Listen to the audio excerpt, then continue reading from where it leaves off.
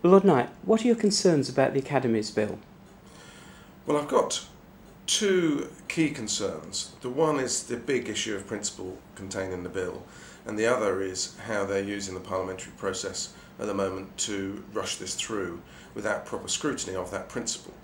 So the principal objection, and this might sound a bit strange coming from the former schools minister who had responsibility for academies, is that they're looking to expand the principle of academies into an area where I don't believe those of us who were part of the academies movement to date believe it should go, which is to take it away from being about intervention where a local authority has failed to turn around a school and to then allow freedom and innovation and so on, to then allow outstanding schools to automatically become academies. I think there are massive dangers around essentially all schools, including primary schools and special schools, becoming academies, being free from local authority influence, free from the ability to work together within the local authority and brought together by the local authority, therefore accountable centrally through the Secretary of State, a massive centralisation.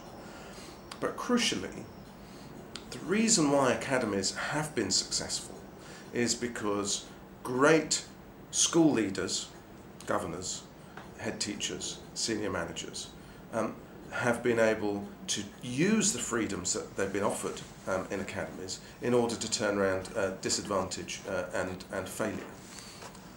I'm afraid that I don't think there is enough capacity in the system of those brilliant school leaders capable of using those freedoms really, really well, separate from local authority control, only accountable through the centre, to make this work.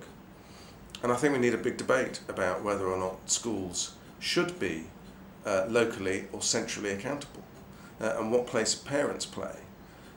And we can have this debate through the Academies bill, but not on the timetable then that the government has used. So I'm new to the Lords, but I'm told it's unprecedented for them to take it through as quickly as they have through here with report days on consecutive days. I think that's, as I understand it, that's extremely unusual. And then we followed very quickly with the third reading.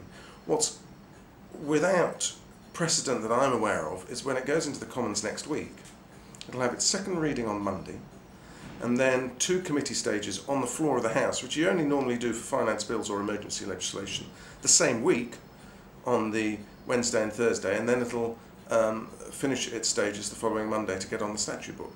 Now, yeah, it's a bit geeky, I know, but one of the consequences of that is that normally that would mean you've got to give 1 day's notice to table amendments. You can't table amendments until after second reading.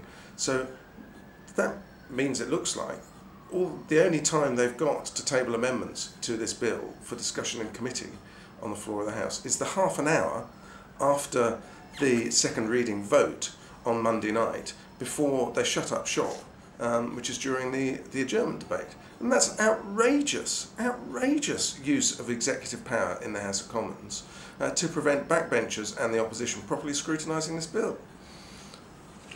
Thank you.